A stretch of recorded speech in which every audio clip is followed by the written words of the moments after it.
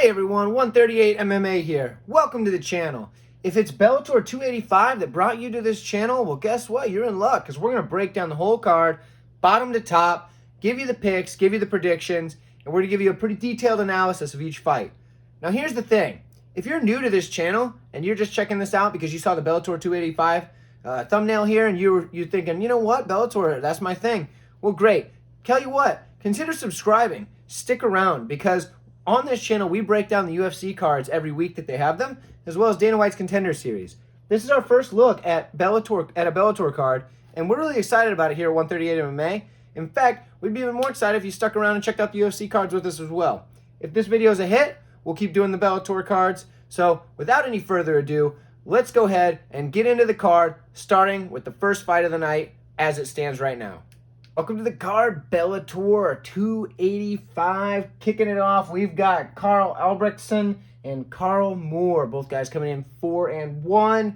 This should be a fun fight. I don't know why this is the opening to the card. It probably isn't going to become Friday, but for right now, it is the opening to the card according to Tapology, and that's what I'm going off of because that's just the easiest place to find that daggone information.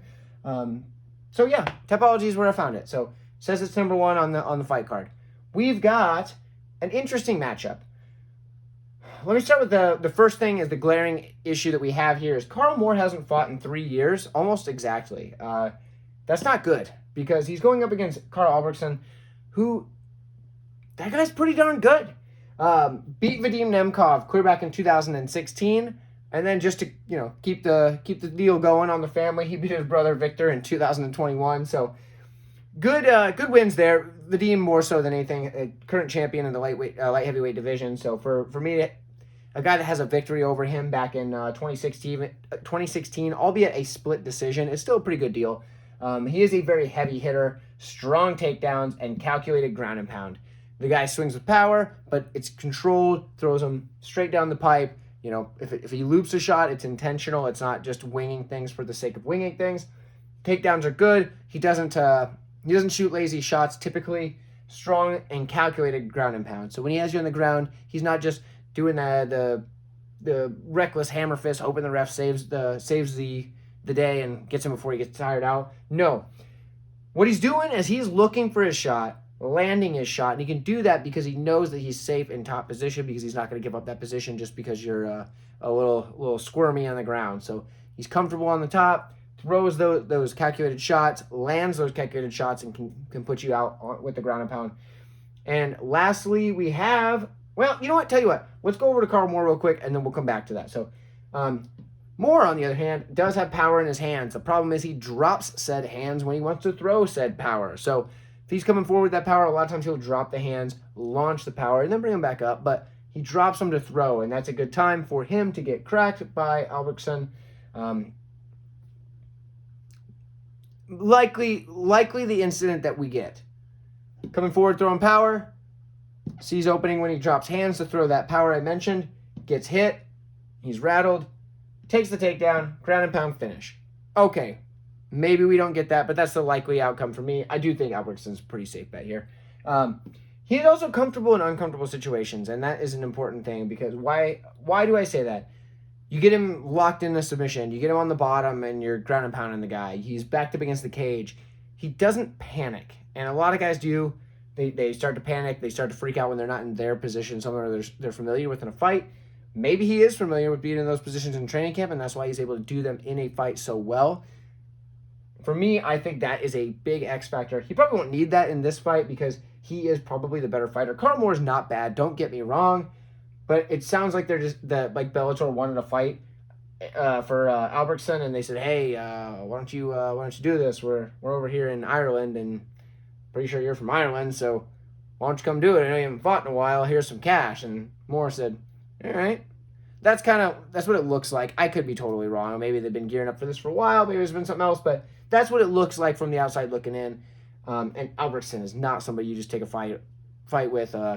Spending 3 years not at the pinnacle of your fitness, doing your darn thing, training every day, because he's good. The guy's good. The guy eventually will probably make his way towards that title. So especially when you already have a win over the champ.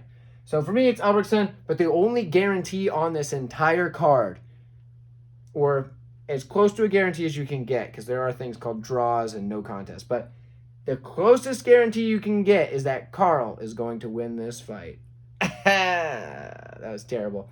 All right, well, enough of that. As it stands now, second fight of the card, Brian Moore versus Arvaldo Silva. 5-0 for Silva in his last 5 fights, which is strange because he does have somewhere around a 500 record. But he's been on a tear, so 5 or 6 wins in a row. Can't remember exactly how many, but last 5 for sure. On the other hand, we have Brian Moore on a 2-fight skid, but has looked better before that. Has looked pretty good in recent fights, other than those last 2 where he did lose, which isn't great. But, you know, coming into a fight, 2 losses, guy's got extra motivation to get the win. He has fought much tougher competition, so that does play into that 3-2 in his last 5, as opposed to 5-0, where he's beaten a bit lower on the competition scale. This fight should be an interesting one, and I do think it plays out on the feet mostly. Watch now, I said that it'll be all grappling, but I do think it plays out on the feet mostly.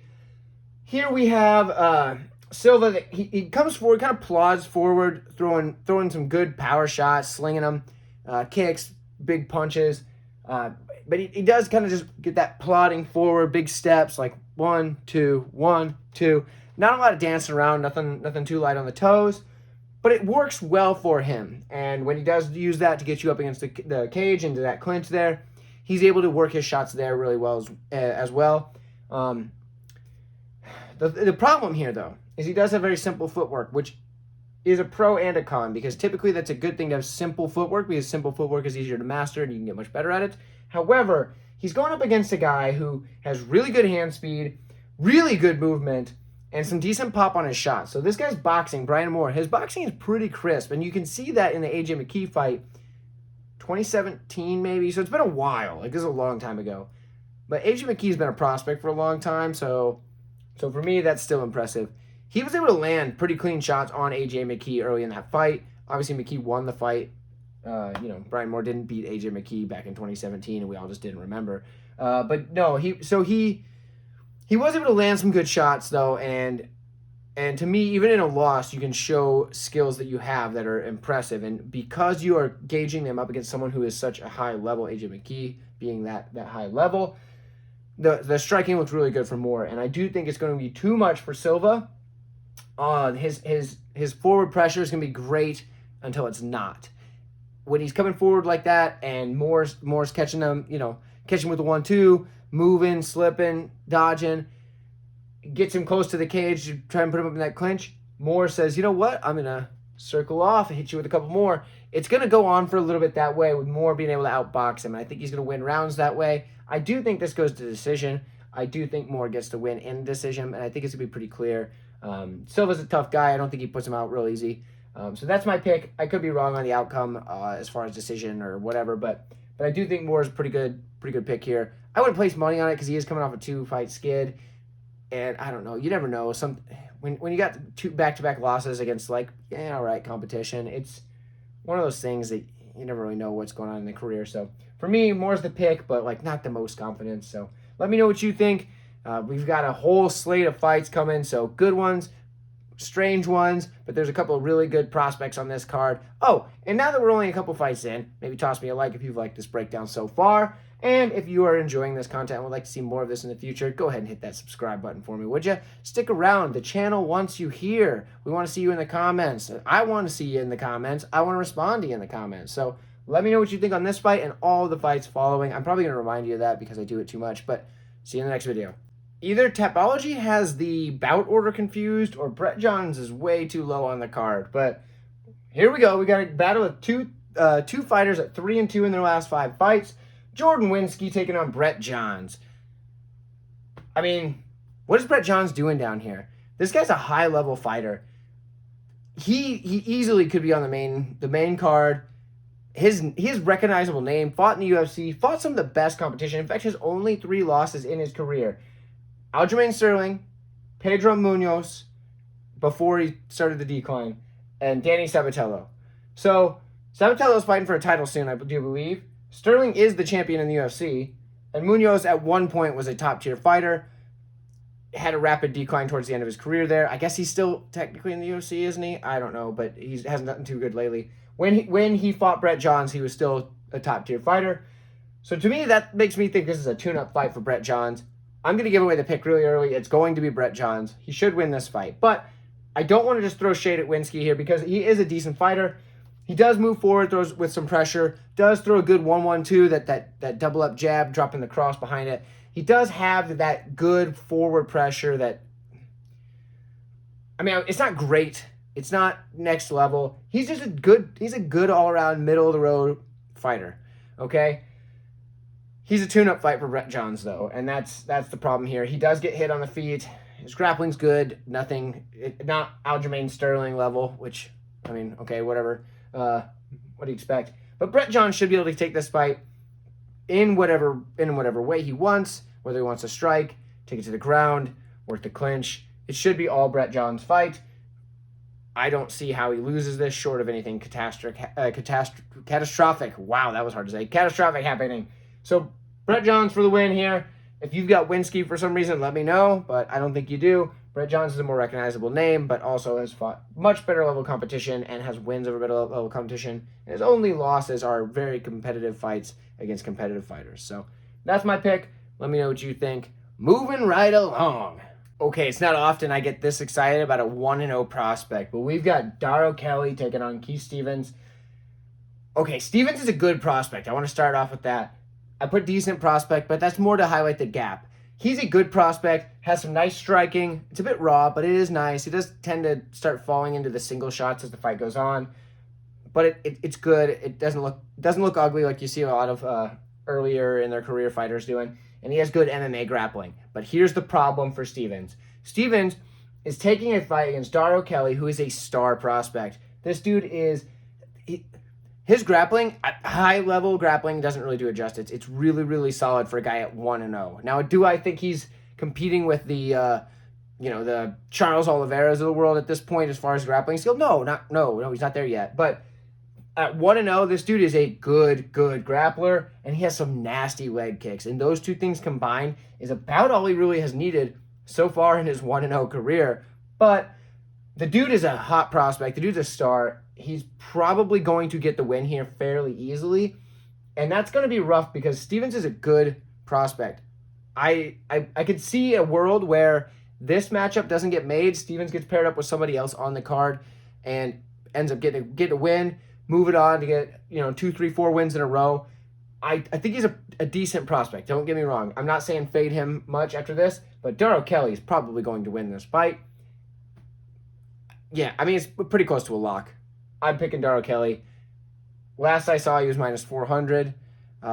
It's going to be minus 750, minus 800 by the time the fight happens. From my opinion, it probably should be. So if that tells you anything about a minus 400 line, that I think it's going to double, well, Darragh Kelly should win this fight, and he should win it very impressively. One of the better prospects that Bellator has right now. Now watch him just get flattened and me just be totally wrong. But from what I've seen in the limited sample size we have, Darragh Kelly looks to be the real deal, and that's just my opinion. If you think I'm wrong, please tell me. Please let me know. And after this fight, if Darragh Kelly just goes out there and just gets wrecked, come back to this video and tell me you told me so, because I will gladly admit that I was wrong if I am wrong, but I don't think that I am. Darragh Kelly's a good prospect. I like this fight. This should be a fun one. Everybody likes a good car crash. That's what we're getting here. Well, car crash with a tree. Tree, car gets flattened, tree runs, just falls on top of it, runs it over, calls it a day. Trees don't run over cars. What am I talking about? On to the next fight. Let's move along. Okay, here we have Georgi Karakhanyan, the crafty veteran, longtime Bellator fighter with over 30 wins, and Kane Mousah, kind of a mid-tier guy that's kind of from the area, so they're bringing him onto the card here. Guys are similar in age. With this fight, we have two things to really look at here, and the biggest thing we want to look at is Georgi Karakhanyan's skills versus the not so much wear and tear on the Mousah side. Now, both guys are older in age. Now, so hear me out. Both guys are getting up there in age, but Mousah's taken less damage over his career. I might not be saying his name right. Bear with me. Mousah's taken less damage in his career, and he does have some quick hands that could help him out for this. But he's got quick hands, taking a little less, pretty good chance that he's taking a lot less damage in his career because he spent a lot of years away from the sport. Now, why did he spend years away from the sport? Are you asking this? Okay, let me tell you. He was in prison for a while. So this is a pro and a con. The pro is he didn't take a lot of damage during that time. The con, he wasn't training either, or any training that he was doing wasn't quality with good quality partners. So there you go. So for me, that is both a pro and a con, but I listed it as a con here because he's going up against a guy with so much experience and jiu-jitsu that is lights out. Now, is he getting up there in age? Yes, his long career is catching up with him, and that scares me. I personally wouldn't bet this fight, but for me, I think Karakhanyan's going to get the win. He is a bit of a favorite right now. If he was a massive underdog, I might think it was worth playing, but it's not. Karakhanyan's probably going to get the win here. It could be a close fight. Could also see a knockout on the other side. Those fast hands are going to be hard to stop. I think at some point, though, Karakhanyan gets to fight to the ground, uses that grappling to either eke out a decision, 30-27, 29-28, something like that, or possibly get the sub. But if the fight stays on the feet, Mousah all day. I just don't think it will. So, good fight. Early on the card, too, but good fight that's early on the card. Should get the fans excited watching the early prelims, which the prelims, I believe, are on, YouTube now? So, last fight card they were. So, I mean, you can watch this on YouTube for free. You're already on YouTube, so you can watch it there. This is a good fight for YouTube. But, I like this fight. I like Karakhanyan. Good, crafty vet. Mousah I haven't seen a whole lot of other than just binge watching all of his fights. But let me know what you think. If you think I'm underestimating the hand speed and the striking of Mousah, great. Let me know, and let me know why you think that that's the case. If you think Karakhanyan's lights out lock of the night, let me know. His jiu-jitsu is super solid, so who knows? Maybe he could be. But looking forward to it. Next fight coming up is a pretty good one too, so check that out. We got some hot young prospects on the next one. Okay, an undercard matchup I'm really, really excited for. We have Alex Bodnar taking on Kenny Mokhonoana. I'm sorry. I hope Kenny's not watching this and making fun of me right now. That was bad. I'm going to call him Kenny for the rest of this video. I can't pronounce that last name. I wish I could better. If you know how to pronounce it, I would say leave me a comment, but that ain't going to do any good. So, anyway, Kenny's 3-0. He does have a very long amateur career, of which he's got some wins and some losses, but it was a good amateur career. Lots of experience there. He's 3-0 as a pro now. 4-1 on Bodnar's side. Now, for Bodnar, we're going to start with the negatives. Not much in the way of power, and he does have a guillotine loss. The reason I point this out, wrestling and Brazilian Jiu-Jitsu combo over here is solid. Dude can put takedowns together, work the ground, transition slick, use his Jiu-Jitsu.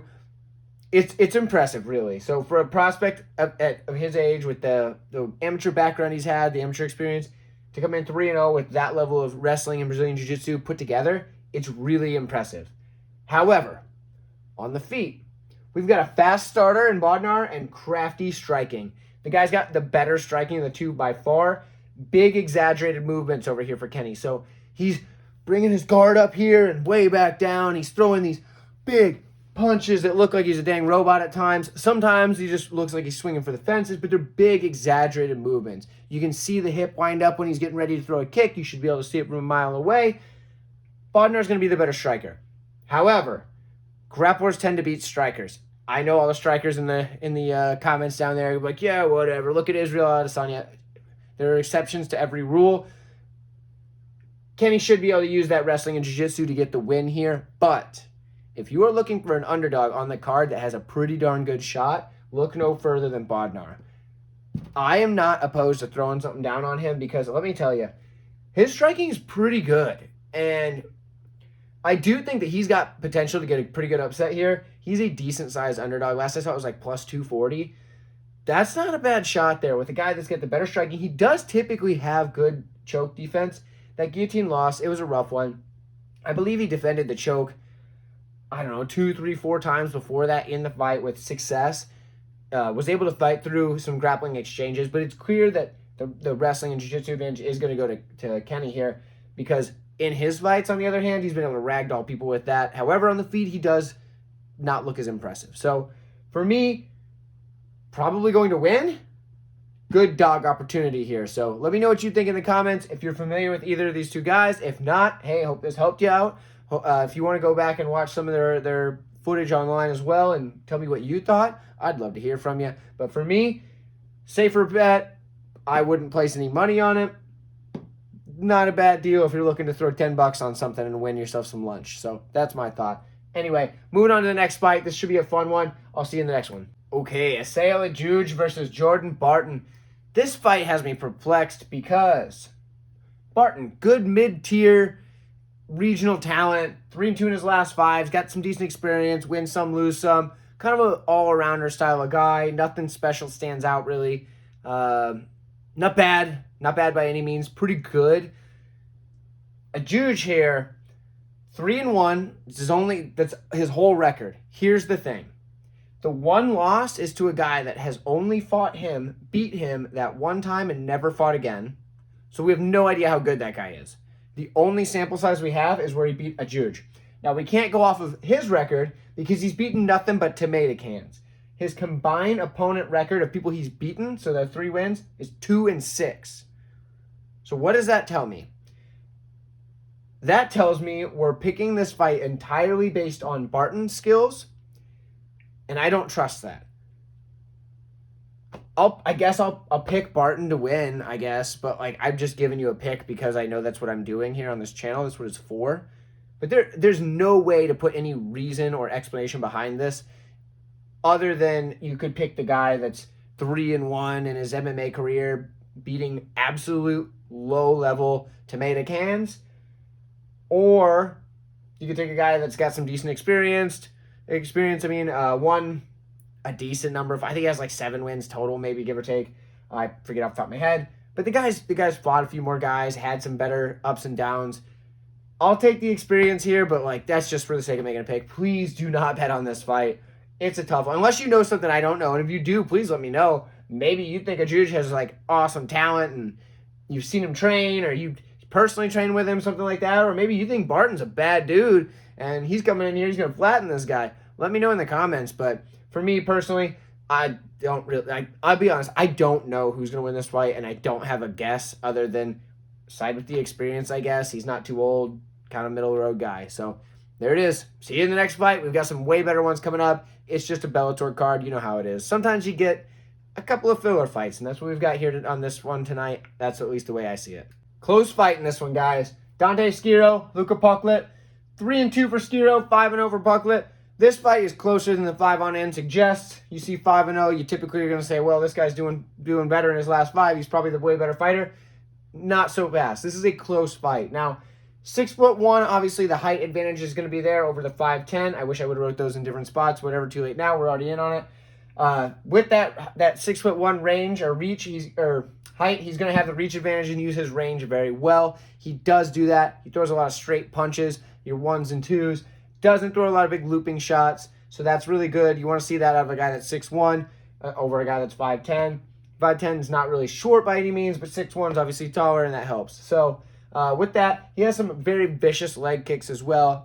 Watching the regional footage, he takes guy clean off their feet with those leg kicks, so that's a good sign. If you're taking guy clean off his feet, that's a good kick.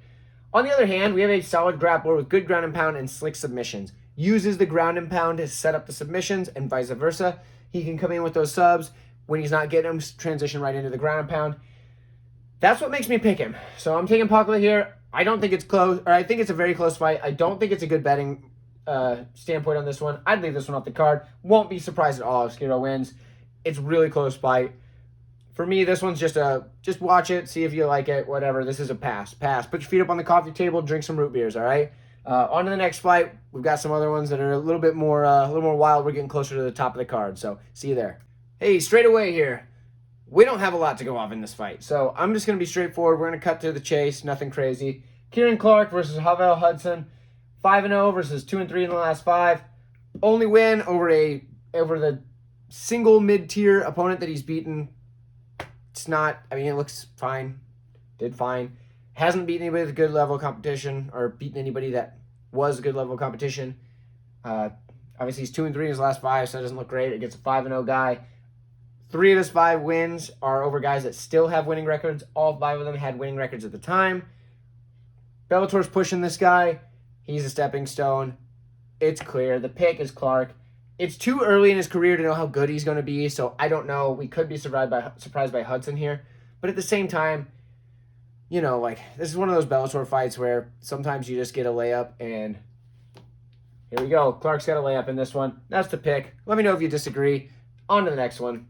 Next, we've got Mads Burnell taking on Pedro Carvalho. This is a fight I'm really looking forward to. 4-1 for Burnell, 2-3 for Carvalho. This one's an interesting matchup because Carvalho has the height advantage of 5'11 over 5'8. But that's pretty much where the advantages end. And that's not because he's a bad fighter. Carvalho has looked good against some lower level competition. He's gotten some wins there. His last 5 doesn't look great, but that's not necessarily the whole story. He does have good offensive grappling, good creative submissions. You'll see him use some different things to set up those submissions. You know, works the neck crank, works the the stuff that you don't teach in your standard jiu-jitsu class on a Sunday morning. Okay, he works the different kind of stuff, and that's good. But he also leaves his hands down and then he'll overreact once he realizes he left them down because he's gotten hit or narrowly missed from getting hit. So for Carvalho, good fighter, just he's up against a heck of a competitor. Burnell here, 4-1 in his last 5. Yeah, he's got 1 loss in his last fight, but before that he was on a 7-fight winning streak spanning through Cage Warriors and Bellator. So this isn't crap competition. This is a guy that has been winning against good level competition, mixes his striking and grappling very well. One of the better I've seen in Bellator. He mixes his striking and grappling to a very high level, top tier. And his reactionary takedowns. So if he catches you coming over the top with the 1-2, guess what? He's coming under that, getting the takedown. He's just doing this early in the fight, setting up those takedowns, getting the fight to the ground, but making you also think about the takedowns. Now he does this. He also does that when he'll catch the leg, when you're throwing your kicks, things like that. But he'll do this early in a fight to set up his strikes later. So later, when he does the level change, he'll drop down, change levels. You think that there's a takedown coming, but instead, when you go to defend the takedown, he's coming over the top with his strikes. And he mixes this together so well because that takedown is a real threat. He hits the takedown hard, puts you to the mat, makes you pay for it, but also can make you pay on the feet. He has good hands, good, decent kicks. You know, he can get you anywhere. So for me, this is a pretty clear-cut one. Burnell is one of my locks of the night. I know you're not supposed to say it's a lock. It is an MMA fight, so it's technically not. The dude could walk in there, break his leg. Okay, whatever. But Burnell's a pretty safe bet. Let me know if you think I'm wrong. I don't think so. Unless you're like a good friend of Carvalho, I don't think you're picking him in this fight. So for me, it's Burnell. Let me know what you think. All right, nearing the top of the card, we have Leah McCourt taking on Dayana Silva. In this one, we have 4-1 Leah McCourt taking on 2-3 Silva. This fight interests me. Let me tell you why. When the odds opened on this fight, Leah McCourt was the favorite. Now, Leah McCourt, last I saw earlier today, was a +10 underdog. Why? The why is this one loss in her last 5 fights. People have decided to fade Leah McCourt. It has nothing to do with Dayana Silva. Most of the people betting on Silva right now have no idea who she is. They're only betting against Leah McCourt, and I think that's a mistake in this matchup. You can do that in some instances. You cannot do that in this matchup, and let me tell you why. Leah McCourt is not a bad fighter. She had a loss that did not look good. She's not a bad fighter. Dayana Silva is 2-3 in her last 5. There is a reason for that. She is also not a terrible fighter, don't get me wrong, but she's not a top tier fighter. She is not Bellator main card fighter. She's Bellator prelim fighter, certainly, absolutely. Can she get some wins at the lower level in Bellator? For sure. Is she going to get wins over Leah McCourt? I don't think so, and the reason why, she's kind of an all-rounder, all right? She's a decent all-rounder. Leah McCourt is very similar in that aspect, but Leah McCourt has a few areas where she excels. One is those cage throws. She'll be at the cage, in the clinch, those hip tosses. Now, I know you're going to say, oh, those only work in women's MMA. Well, guess what, guys? This is women's MMA, and if it works, she's going to use it. So women's MMA works, great. Cage throws, she does them well. So Leah McCourt does those really nice, sets them up. Speaking of setups, this is a setup fight for Leah McCourt. Bellator wants her to do well. She's a marketable person. She is good with the microphone. She looks pretty nice. She's a decent fighter. Leah McCourt is good for Bellator. They want her to win. She's 4-1 in her last 5. They want to keep this going. She's 6-2 overall, I think. I could be wrong on that. I think she's 6-2 overall. Anyway, for Bellator, it is good if Leah McCourt wins this fight. Why would they put her against somebody that's going to absolutely just drag her through the mud, especially someone that most people haven't heard of, and that is Dayana Silva. So, something else to mention before we move on, and I give my official pick. You probably know where this is going, but before that, Manon Fiorot actually fought Leah McCourt in Manon Fiorot's first pro MMA fight. Now, it was her first pro MMA fight, so take that for what you will. Split decision went to Leah McCourt. Now, I know a lot of you are probably thinking, oh, Schiro won that fight. It was all her, blah, blah, blah. It was close enough to go to a split decision, and it was close enough to go to decision in general. So what does that mean? McCourt is at least good enough to get it to a split decision. Manon Schiro is a title contender over in the UFC. She wins her next fight. She has one coming up, I believe, UFC 280. If she wins that fight, she's probably fighting for a title. I believe she's fighting Caitlin Chikagian, which is pretty much gatekeeper for the title. So with that said, Leah McCourt fought her to a split decision and won. Now, I know this was years ago, but that shows that she at least has a decent level of skill, because Manon Schiro was already a top-tier kickboxer by the time that she fought Leah McCourt, and McCourt was not completely lost in the striking. It wasn't... There was a better striker in that matchup, and that was Schiro, but Leah McCourt was not lost in the striking. She landed some shots. They weren't terrible. So for me, this pick is easy, especially if she's at plus 110. I am betting Leah McCourt here. I don't usually tell you the bets, but guess what? This one is a freebie. You lucked out. Typically, there will be options for you. Let's put it that way. Coming very soon on how you can tail all my bets, but in this one, I'm going to give you a free one. Leah McCourt is decent at plus 110 or plus whatever. Dayana Silva should not beat Leah McCourt. She may. It is a fight. Anything can happen. People can walk out there, break their leg. It happens. It's happened quite a few times. But I'm going to take Leah McCourt here. You let me know what you think. I feel like I got a little more heated on this fight than normal, and I think part of it is because I'm totally blown away by the fact that Leah McCourt opened as a favorite and is now an underdog to someone that most people don't even know who she is that are watching this card. And you probably don't know who she is when you're watching this video. Some of you do, don't get me wrong. But most of you probably don't. That's not a knock at Silva. She just doesn't have the name value. So for me, Leah McCourt, let me know what you think in the comments. Maybe I'm overestimating her skills. Maybe I'm underestimating her skills. Let me know what you think. I'll see you in the next fight. We have now made it all the way to the co-main event of the evening. We have Yoel Romero taking on Melvin Manhoff. Both guys coming in with less than favorable last 5 fights, and both of them coming in at the later half of their 40s. So we have that going for these guys. 1-4 for the last 5 for Romero, 2-3 for Manhoff. Here's the difference between these, though, and I want to cover this right away. Yoel Romero is losing to top-level competition. These are... who all has he lost to? What was... Adesanya, Robert Whittaker, like top-level guys. Like his 4 losses are all top-level guys. I couldn't name all of them on the top of my head. I guarantee you, these losses are better than these losses.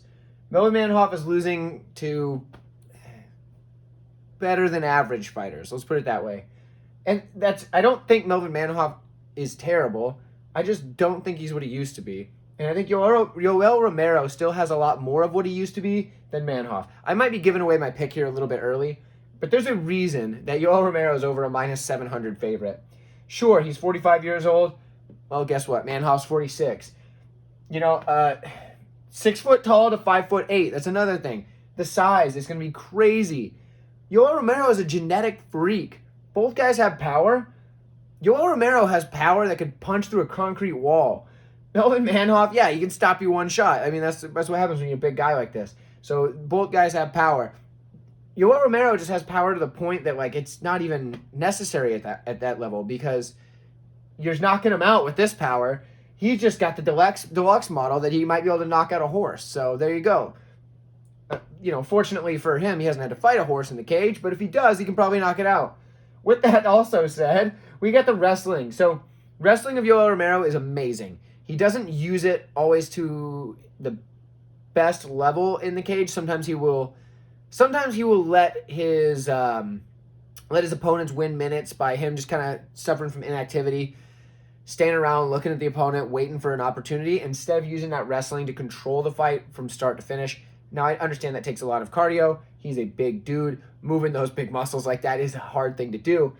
But he's also got the bone density of like, I don't know what a good example would be, but he's got some crazy bone density. I believe there's some kind of study, some doctor or whatever that, and I'm sure everybody that's watched the Joe Rogan Experience has heard this, that story that he told about Yoel Romero's bone density and muscle mass and everything like that.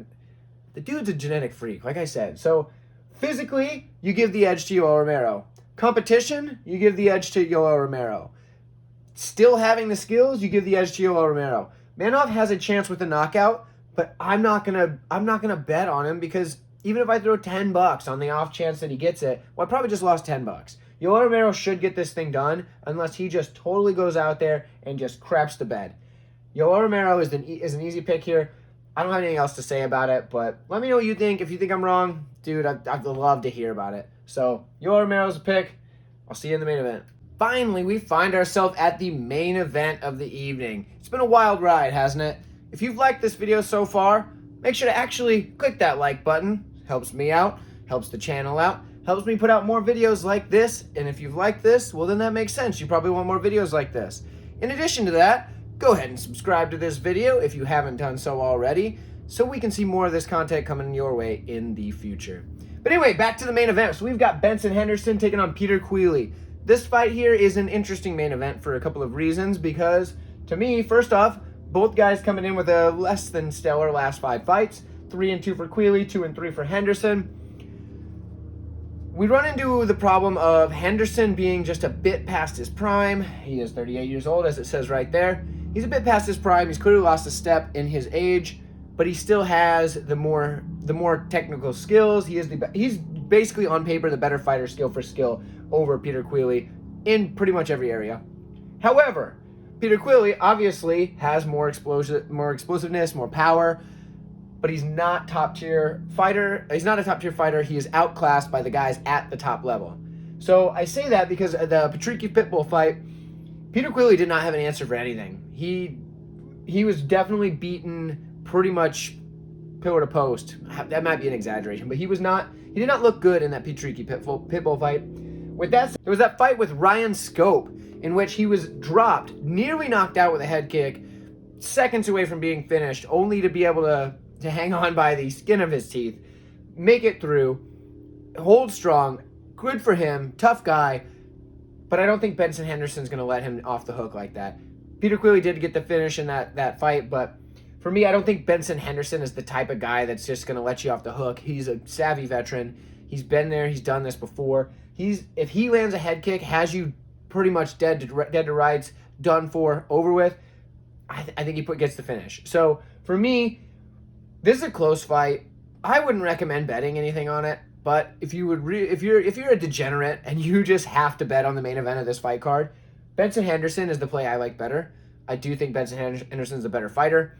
I do think that typically skill is going to beat youth. There's a point where it doesn't anymore, but I don't think Peter Queally has the intangibles that he can outmatch someone with the skill of Benson Henderson. And Benson Henderson, although he hasn't looked like himself as of recent, he was gifted a pretty nice decision in his last fight. But he also hasn't looked like a complete shell of his former self. He's not going out there and just getting starched by everybody. So he can still hang in there. He is still a decent, viable option. He's going to put back those mid-tier guys, or even the guys that are just right outside the top 10 kind of thing. And I think Peter Queally is kind of that caliber. Good fighter, not ready for the top. So with that said, I'll take Benson Henderson here. But let me know what you think. If you think I've got it wrong, let me know. If you think Peter Queally's going to flatten him in the first round, let me know. Totally a possibility. But like I said, this has been a wild ride. This is a fun card. Subscribe to the channel. Let me know what you think of the channel. If you like it, great. Hit the like button. Don't forget it. And check me out on Twitter, 138MMA. But I will see you in the next breakdown.